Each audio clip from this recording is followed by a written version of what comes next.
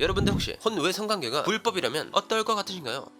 여기저기서 막 하고 다니면 좋지 않아 보일 수 있긴 한데 아예 금지하는 거는 자유를 침해하는 것 같은데 뭐 이렇게 생각하고 계신 분들이 많으실 텐데요. 여기 앞으로 혼외 성관계를 하면 처벌받게 생긴 나라가 있다고 합니다. 바로 인도네시아. 2022년 12월 6일 인도네시아에서 형법 개정안이 통과되었다고 하는데요. 이 개정안에는 충격적인 조항이 들어가 있다고 하죠. 아니 혼인하지 않고 성관계를 하거나 동거하면 처벌받는다는 거야. 이런 시대를 역행하는 내용의 법안이 있는 것도 문제로 지적될 수 있었지만 진짜 심각한 건 이 법을 외국인에게도 적용한다는 겁니다. 인도네시아 정부에서는 이 조항을 가족만이 신고할 수 있어서 괜찮다고 이야기하지만 외국인이 현지인과 뜨거운 밤을 보냈을 경우 언제 어디서 신고당할지 모른다는 우려가 나오게 되었죠. 그러다 보니 이 법은 인도네시아로 여행 가는 사람들에게 불안감을 심어준다는 문제가 생기게 되었습니다. 그리고 이 형법 개정안으로 가장 많은 피해를 보게 될 이들은 인도네시아에서 살아가고 있는 국민들이라고 하죠. 먼저 인도네시아 국민의 87%는 이슬람교를 믿고 있다고 하는데요. 이슬람에서는 혼외 성관계를 큰 죄라고 규정하고 있습니다. 그래서 신앙심이 깊은 사람은 가족이라도 신고할 가능성이 높다는 거죠. 게다가 개정된 형법 내용에는 대통령을 모욕하면 처벌받을 수 있고 가짜뉴스를 퍼뜨리거나 사회를 혼란스럽게 하면 처벌받을 수 있다는 조항이 들어가 있다고 합니다. 이로 인해 인도네시아 국민과 언론이 표현의 자유를 억압받게 될 수 있다는 우려의 목소리가 높아지면서 결국 이 형법 개정안에 반대하는 사람들이 들고 일은 나눈 중이라고 하는데, 자 그럼 드레이크 비밀, 내가 너 좋아하면 안 되냐? 내가 너 좋아할 수도 있잖아. 인도네시아 형법 개정 편 지금 바로 시작합니다. 인도네시아는 동남아시아에 위치한 나라입니다. 1년 내내 따뜻한 날씨와 바람만 봐도 시력이 좋아질 것 같은 자연 환경을 가지고 있어 전 세계 많은 관광객들에게 인기 있는 관광지로 유명하죠. 그중에서도 발리는 우리나라에서도 유명한 세계 최고의 휴양지라고 불릴 정도입니다. 2019년에 인도네시아에 찾아온 관광객이 1610만 명이라고 하는데 이 중에서 620만 명의 관광객이 발리를 찾을 정도라고 하니까 말 다 했지.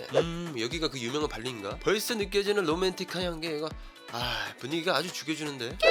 나 너무 신나. 저기 이제 에메랄드빛 바다 좀 봐봐. 진짜 예쁘지? 무슨 소리 하니? 내 눈에는 아무것도 보이지 않는 걸 너라는 아름다움에 눈이 멀어버렸으니까 아직 날도 밝은데 부끄럽게 오빠가 벌써 그렇게 나오면 나도 이제 못 참아. 뭐 이런 식으로 많은 사람들의 눈을 해피하게 만드는 죽여주는 경치도 즐기고 노을빛에 물든 새빨간 바다를 연인과 함께 보고 있으면 둘의 마음이 불타오르기도 하죠. 하지만 이런 로맨틱한 분위기에서 심장이 두근거리는 건 커플들 뿐만이 아니었습니다. 발리에 혼자 온 관광객이나 원래부터 살고 있던 주민들도 괜히 설레는 마음이 생길 수 있는 거잖아요. 뭐 사람이 사랑에 빠지고 애정을 표현하고 하는 건 굉장히 자연스러운 일이다 보니 분위기에 취해 서로 사랑에 빠져 뜨밤을 보낼 수도 있지만 진짜 안타깝게도 앞으로 인도네시아에서는 연인들이 뜨거운 행위를 하면 처벌받을 수도 있다고 합니다. 그 이유는 바로 인도네시아 형법 때문이었죠. 지난 2022년 12월 6일 인도네시아 국회에서 형법 개정안이 통과되었습니다. 이 개정안은 100여 년 전 인도네시아가 네덜란드 식민지였던 시절 만들어진 법을 고치겠다는 거였죠. 그래 뭐 취지는 나쁘지 않아. 근데 개정된 형법 내용이 좀 그 시기에 그 내용을 살펴보게 되면 먼저 혼외 성관계 적발 시에 1년 이하의 징역에 처할 수 있다고 하고 혼인하지 않은 채로 함께 살기만 해도 6개월 이하의 징역형을 받을 수 있다는 겁니다. 그리고 이런 형법들을 외국인에게도 예외 없이 적용한다고 하죠. 그러다 보니 인도네시아 형법 개정 문제는 외국에서도 화제가 되었다고 하는데요. 그 중에서도 특히 오스트레일리아 국민들이 가장 당황하고 있다고 합니다. 왜냐? 정말 간단하게 생각해서 오스트레일리아 국민들이 인도네시아를 많이 찾기 때문이죠. 앞에서 2019년에 발리를 찾아온 관광객만 620만 명이라고 말씀드렸잖아요. 이 중 20%를 차지하는 약 124만 명이나 되는 사람들이 오스트레일리아인들이라고 하니 당연히 반응이 거셀 수밖에 없는 거지. 이로 인해 오스트레일리아의 언론들은 인도네시아의 개정안을 발리 성관계 금지법이라고 소개했다고 합니다. 이 기사를 보게 된 사람들은 인도네시아 경찰이 호텔 문을 열어 제끼면서 처벌하는 게 아니냐는 생각을 하게 되었죠. 아무래도 이렇게 난리가 나버리니 인도네시아에서는 빨리 상황을 수습해야 했는데요. 일단 인도네시아는 관광객들에게 걱정하지 않아도 된다고 이야기했습니다. 대표적인 예시로 경찰이 호텔을 급습하는 일은 없을 거라고 하기도 했고, 무엇보다 혼외 성관계는 친고죄라고 발표했죠. 여기서 말하는 친고죄란 고소권자의 고소가 있어야 공소 제기를 할 수 있는 범죄를 말합니다. 그러니까 혼외 성관계는 당사자의 자녀, 부모, 배우자만이 고소할 수 있다는 말인 거지.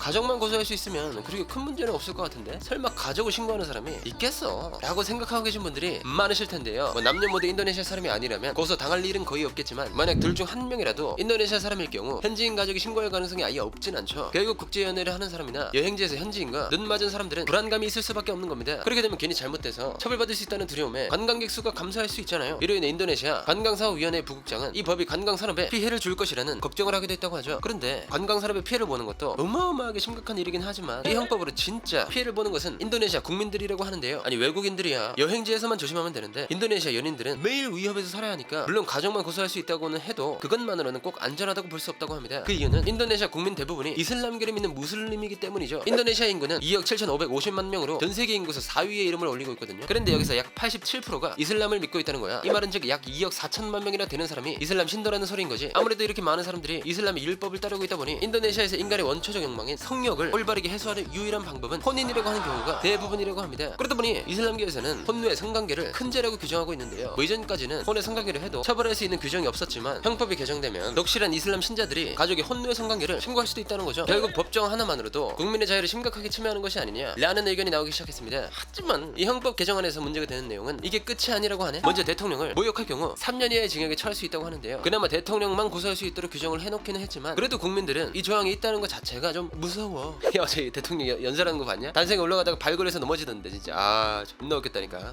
봤지. 개그맨이 따로 없더라. 야, 내가 이래서 코미디 프로그램을 안 본다니까. 이 새끼들이 감히 내 부끄러운 일을 보고 웃어? 나 지금 너무 화가 나. 안 되겠어. 너 고소. 뭐 겨우 이런 일로 우리를 고소하겠다는 거야? 이젠 내 맘대로 뭐 말도 못해? 이렇게 대통령이 자기 기분에 따라 고소하지 않는다는 보장이 없는 거죠. 게다가 사전 통보 없이 시위를 하는 것도 금지한다고 하니 이건 표현의 자유를 억압하는 상황이 나올 수밖에 없는 상황으로 이어지는 겁니다. 일반인도 말 잘못하면 처벌 받는 마당에 영향력 있는 언론인들은 이거 완전 사고인 거잖아요. 아니, 형법이 개정되면 언론인들은 기사를 하나 쓸 때도 매우 조심할 수밖에 없어지고 만약 가짜로 의심되는 뉴스를 퍼뜨리거나 사회적 혼란을 일으키면 4년 이하의 징역이라고 하니 이건 그냥 아무 말 하지 말고 조용히 살라는 거나 마찬가지인 거죠. 뭐 이런 상황만 보더라도 충분히 문제가 심각하구나 라는 것을 알 수 있잖아요. 그런데 여기 형법 개정으로 추가된 사항뿐만이 아니라 기존에 시행되고 있던 법에도 문제가 있다고 하는데요. 일단 인도네시아에서는 이슬람, 힌두교, 개신교, 가톨릭, 불교, 유교의 6종교만을 인정하고 있다고 합니다. 그리고 여기서 중요한 건 무조건 하나의 종교를 믿어야 한다고 하네. 만약에 6개 외에 다른 종교를 믿는다? 오케이! 그럼 바로 5년 이하의 징역형에 처한다고 하죠. 이 말은 어느 정도 종교의 자유를 보장하는 것처럼 보여도 그 자유가 제한적이라는 겁니다. 뭐 이렇게 자유를 억압하는 조항들이 이미 존재하고 있었지만 이건 말고도 이해하기 어려운 조항이 더 있다고 하죠. 대표적으로는 음주를 강요하거나 만취한 사람에게 술을 팔면 처벌한다는 기준이 모호한 조항도 있고 자신이 믿던 종교를 배신하는 배교 행위도 불법이라고 명시해놓는 등이 있었죠. 아무래도 이렇게 자유를 침해하는 여러 가지 내용들이 들어가 있는 형법에 또 다른 개정안을 넣었으니 인도네시아 국민들은 분노할 수밖에 없었습니다. 물론 구체적인 시행령이나 시행 규칙을 마련할 시간이 필요하기 때문에 적어도 3년이 지난 후에 적용될 것으로 보고 있다고 하지만 국민의 자유를 침해하는 내용이 많은 내용이다 보니 이에 반대하는 사람들의 목소리가 높아질 수밖에 없었죠. 결국 인도네시아의 국회 앞에서는 인권단체를 중심으로 형법 개정에 반대하는 집회가 열리게 되었습니다. SNS에서도 모두가 당할 수 있다는 의미의 세무와 비사케나라는 해시태그를 달고 자기 눈과 입을 가린 사진을 올리고 있다고 하죠. 이건 새로운 형법이 개인의 자유를 제한한다는 의미를 나타낸다고 합니다. 그리고 기사 하나에도 맘저리게 생긴 인도네시아 언론들도 반대 목소리를 내고 있다고 하는데 인도네시아에서 발행되는 신문인 자카르타 포스트에서는 신문 1면에 형법이 시민의 자유를 뒤엎고 있다는 제목의 기사를 썼죠. 또 인도네시아 최대 일간지 콤파스도 3년 안에 헌법재판소에 위헌 소송을 해야 한다고 하면서 구체적인 시행령을 만들 때 문제가 되는 것들을 보완할 필요가 있다고 했습니다. 그런데 인도네시아를 발칵 뒤집은 형법 개정 소식은 이게 처음이 아니었다고 하는데요. 사실 2019년에도 혼외 성관계 금지, 대통령 모욕 금지 같은 내용이 포함된 형법 개정이 추진되었다고 합니다. 이 당시에도 형법 개정에 반대하는 인도네시아 국민들이 대규모로 시위를 벌였고 수천 명이 의회 청사 앞에 모여 시위하는 도중 진압에 나선 경찰과 충돌이 일어나기도 했다고 하죠. 이때 시위 진행 과정에서 부상자가 속출했지만 국민들이 시위를 멈추지 않아 대통령의 중재로 개정안 추진을 미루는 것으로 마무리되었습니다. 근데 이런 일이 있었다고 하면 개정안을 좀 바꿔서 진행하는 게 당연한 거 아닌가? 그걸 그대로 가져왔다고? 라고 생각하고 계신 분들이 많으실 텐데요. 사실 시위 이후 여러 차례 공청회를 진행했다고 합니다. 하지만 그 노력을 해서 바뀐 거라고는 동성애 처벌 조항을 삭제하고 혼외 성관계 처벌을 친고죄로 변경한 것 말고는 거의 없어. 정부에서는 의견을 듣는 척 하더니 통수를 쳐버리니 당연히 국민들의 반발이 심할 수밖에 없는 거지. 아무래도 인도네시아 내부에서도 반대가 심한 만큼 외부에서도 우려의 목소리가 나오고 있었습니다. 인도네시아에 개정된 법안이 이슬람 세력의 영향을 받고 있는 거 아니야? 라는 것이었죠. 뭐 일단 혼외 성관계 금지만 봐도 이슬람의 영향을 시게 받았다고 볼 수 있으니까. 그러다 보니 인도네시아의 이슬람이 보수적인 성향으로 바뀌었다는 말도 나오게 됩니다. 원래 인도네시아의 이슬람은 온건하다는 평가를 받고 있었다고 하거든요. 중동의 이슬람은 정치적 투쟁 속에서 발전해왔지만 인도네시아 이슬람은 무의욕으로 자연스럽게 들어와서 온건적으로 발전했다고 하죠. 게다가 이미 힌두교와 불교가 정착된 이후에 들어와서 좀 더 수용적일 필요가 있었습니다. 이래 인도네시아의 이슬람이 온건하다는 것을 보여주는 사례가 있기도 했죠. 그 극단주의 무장 세력인 이슬람 단체 있잖아요. 인도네시아에는 세계 최대 이슬람 단체 중 하나인 니들라투를라마 즉 NU가 있는데 NU에서는 그들의 메시지를 반박하거나 온건 이슬람 지도자 연설을 전달하거나 하면서 사이버 전쟁까지 할 정도라고 하니까 말 다한 거지. 이렇게 원래 인도네시아는 극단적인 성향의 이슬람과 거리가 있었지만 그런 일들이 무색하게 이번 형법 개정안을 보면 이슬람의 영향을 받은 내용들이 많이 있죠. 혼외 성관계 금지부터 시작해서 종교의 강제, 배교 금지 등 보수적인 냄새가 가득해 이로 인해 인도네시아가 보수주의에 빠졌다는 이야기가 나오게 되었습니다. 뭐 이슬람에 대한 영향이 법에도 반영될 정도인데 만약 상황이 심각해질 경우 인도네시아의 이슬람이 좀 더 폐쇄적이고 다른 것들을 수용하지 못하는 지경까지 될 수 있다는 우려가 나오고 있죠. 물론 아직 제대로 된 시행까지 3년이라는 시간이 남아있기도 하고 인도네시아 국민과 언론이 반대하는 목소리가 큰 상황이니 앞으로 형법 개정안의 방향이 어떻게 흘러갈지는 두고 봐야 할 것 같네요. 자, 그럼 인도네시아 국민들이 형법 때문에 억압받는 사회가 오지 않기를 바라면서 오늘의 1급 비밀 마치도록 하겠습니다. 다음에 또 다른 이야기를 담아서요 1급 비밀 파일을 들고 다시 찾아오도록 하겠습니다. 감사합니다.